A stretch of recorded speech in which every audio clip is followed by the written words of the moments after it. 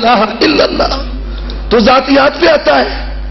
ہمیں ہر چیز کا پتا ہے. غافل نہ جانیے تیری ایک ایک ادا میری نظر نظر میں ہے.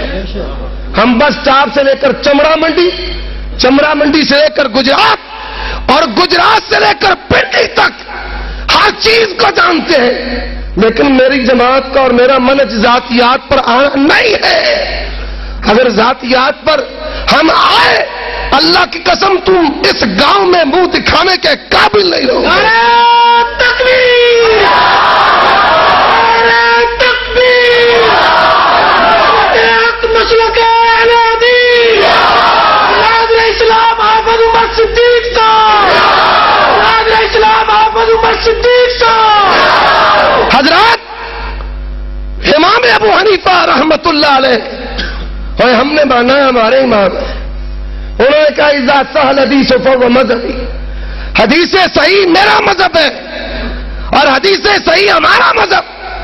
حضرات اب توجہ کیجیے. 13 لاکھ میں سے 3,000 اور 3,000 جس کا شمار ہے آج تک وہ کتاب سامنے نہیں آئی. جہاں شیعہ کا امام غار میں قرآن لیے بیٹھا ہے لگتا ہے وہیں پر ان کا فقیہ بھی بیٹھا ہے. کٹھی نکلے. کیا جب تماشا ہے. اب سنیے امام ابو حنیفہ رحمہ اللہ کے مسائل جو انہوں نے منسوب کیے ہیں وہ قرآن حدیث کے خلاف ہیں یا نہیں ہے. قدوری اٹھا لیں. میرے محلے میں ایک مولوی صاحب میرے ساتھ لڑ پڑے ان کے. میں نے کہا میں انشاءاللہ صبح قدوری کا درس دوں گا. اور شام ہوئی نہیں پوری جماعت لے کے آ گئے سرکار معافی دے دے. کیسا مذہب ہے. اپنی بچیوں سے چھپاتے ہو.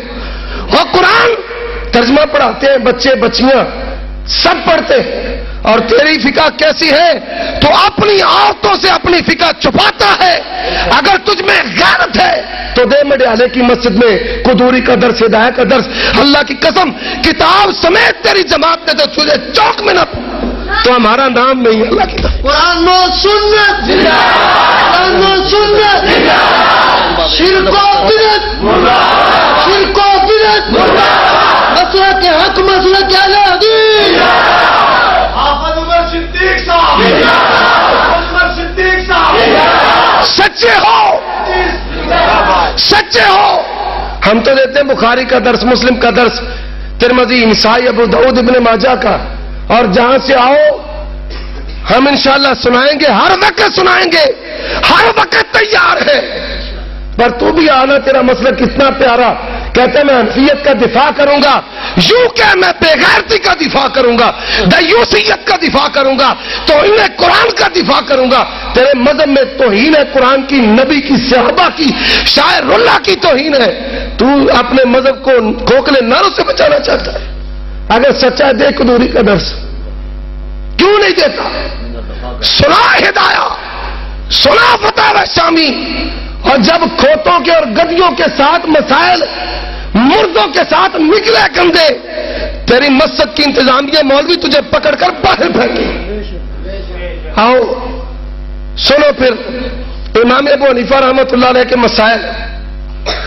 کوئی کتاب اٹھا لو 100 روپے کی قدوری آتی ہے مترجم لے آؤ. کتاب الوضو سے اختلاف شروع ہوتا ہے حدود تک اور حدود سے لے کر معاشرت تک ہر جگہ پر امام ابو حنیفہ کے ساتھ اختلاف کیا ہے. کس نے؟ قاضی ابو یوسف نے امام محمد نے. اور جن کو تم نے امام مانا ہے تمہاری عوام کو ان کے نام کا بھی پتہ نہیں ہے. ان کے شعروں کا بھی پتہ نہیں ہے. ان کے مولد کا قبر کا بھی پتہ نہیں ہے. اور جس کو اہل حدیث نے امام مانا ہے اس کے نام کا اس کے نسب کا اس کے شہروں کا اس کے ددیال و ننیال کا اس کی پھرنے والی گلیوں کا اس کے مولد کا اس کے مبدا کا اس کے منتہا کا اگر پتہ ہے تو اہل حدیث کو پتہ ہے.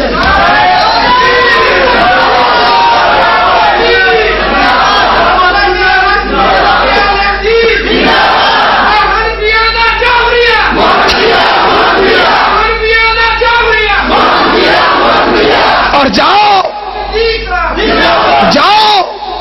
کوئی اپنا شیخ الحدیث لے کر آؤ. اللہ کی قسم جاؤ کوئی شیخ الحدیث لے کر آؤ. مڈیالہ کے حفظ کے طالب علم سیرت النبی پر مقابلہ کرواؤ. تیرے شیخ الحدیث فیل ہے, سیرت النبی میں اگر پاس ہے تو اہل حدیثوں کے بچے بھی پاس ہیں. بات مقابلہ ہمارے ساتھ مقابلہ. ہمیں باتیں اپنے مذہب کو بچاتے پھرتے ہو. حضرات آگے چلیے. میں نے کہا امام ابو حنیفہ رحمۃ اللہ علیہ کے سارے مسئلے مانتے ہو؟ پہلے تو بتایا بھائی 13 لاکھ مسئلے. اب دوسرا سوال ہے امام ابو حنیفہ کے سارے مسئلے مانتے ہو؟ باہر بورڈ لگایا ہے. کیا بورڈ لگا ہوا ہے؟ حنفی.